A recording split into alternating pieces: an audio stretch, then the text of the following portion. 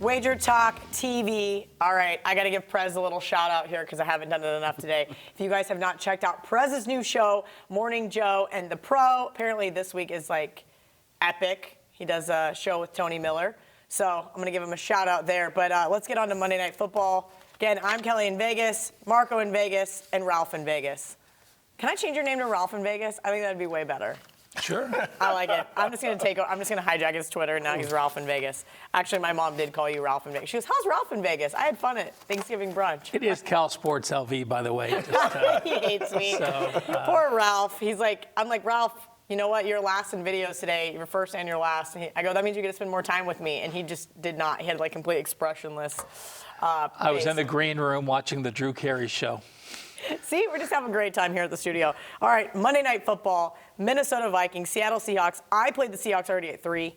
I love Coach Zimmer, don't get me wrong. As an underdog, he has made me some serious cash, but I think that there are some issues in this Minnesota Vikings team.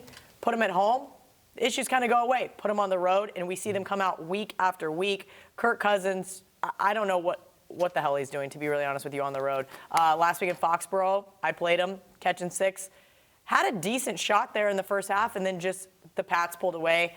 I'm not buying that the Pats are the better team here. That being said, I laid the 3 with the Seattle Seahawks. This team has been clicking really well, making me money. Give them a little edge for the 12th man here. Ralph's looking at me like I'm crazy. What did you do to her? Normally she says, we're talking about Seattle and Minnesota. Marco, what do you think? Now she hijacks the show, talks for a minute and a half. I told Marco that today. I got a complaint on Twitter that I talk too much, and I was like, oh, really? Like, I'm really going to talk. Yeah, like, I usually just try to give a couple layups, but we don't have a ton of videos. Welcome to the Kelly Show. Yeah, we don't have a ton of videos this week, so I got all the time in the world.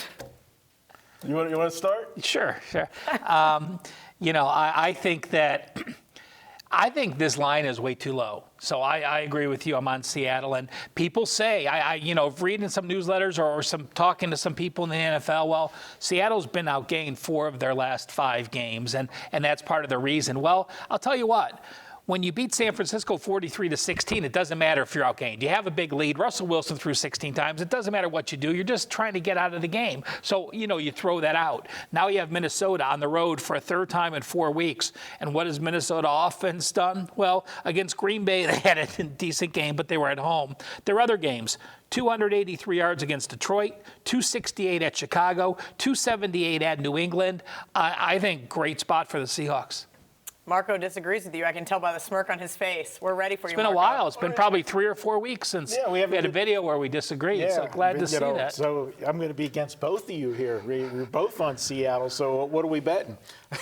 I'm down for whatever. Let's do some dinner somewhere. Yeah, who's sponsoring this? Where's Dave? The only problem is if you bet a dinner here with Rel, I'm still waiting for my crab legs. Well, that's what week was that? The like week Tampa 3. Bay, Pittsburgh. Yeah. I offered you crab meat. I offered you crab meat, and you said no, that wasn't good enough. Yeah, that's what he was going to do. He shows up with one of those little plastic containers. Then he found it, I guess, Silver 7? Yeah, one of the casinos has $19.95 all you can eat. So I have never been in Silver 7 casino. I have. That's where I had to go get some money one time when a sportsbook booted me, and I will not recommend walking out of there with a large amount of cash. Okay. If you remember it in the 60s, the carpet's the same. Oh, God. All right, you look at this one, guys, and the first thing I will give you that Seattle has a huge advantage is they're playing at home for the 2nd week in a row, where Minnesota has a horrible scheduling spot.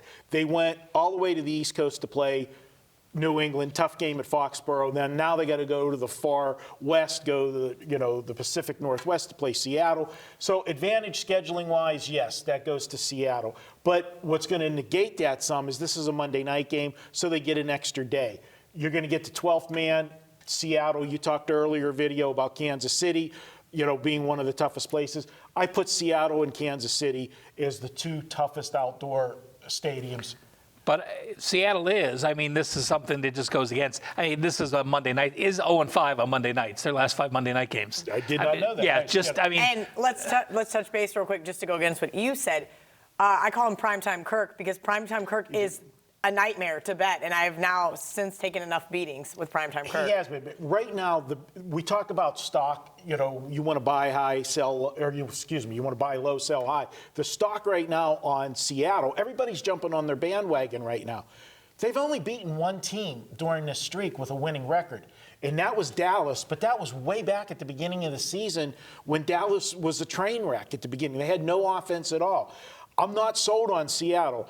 And maybe I'm a little bitter because I still go back to the Carolina-Seattle game where Carolina went. Seattle.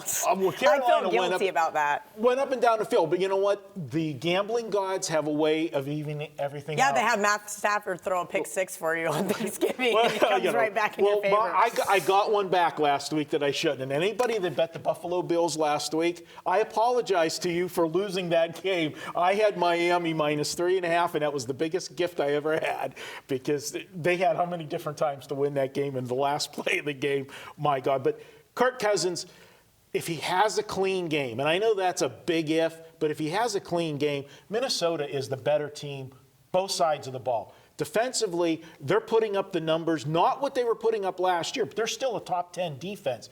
I don't see Seattle moving the football against Minnesota the way they have against these patsies that they played the last couple of weeks. Playing San Francisco last week, that was just too easy, you know. And when you get a game like that, sometimes you get a false sense of security that, oh, this is easy, we can do this.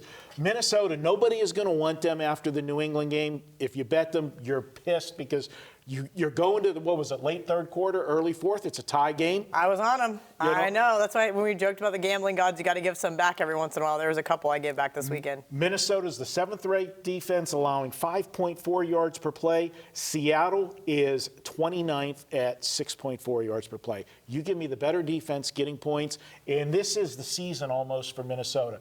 If they lose this game, they have no shot at catching Chicago for the division. But more importantly, it puts them in a log jam with a bunch of teams for the wild card, and they're going to not have tiebreakers if they lose it to Seattle. This is basically the season for Minnesota. I don't have this number off the top of my head, but I could imagine at the beginning of the year when CG put out all their NFL numbers, I would say Minnesota probably was 2.5 with the Legion of Doom falling in Seattle and Minnesota being the favorite. So from that aspect, you are getting value. And even probably if you made this line 4 weeks ago before Seattle went on their run, it probably would have been pick or in that range. And that's exactly what I have in my notes, is on a neutral field, I have them 11 and 12. I have them very neutral. But again, going back to what you're saying about Arrowhead and 12th man, I have to give them that edge there at home. And I think that Seattle fans are really fired up. I mean, Seattle's made this run, and you're right.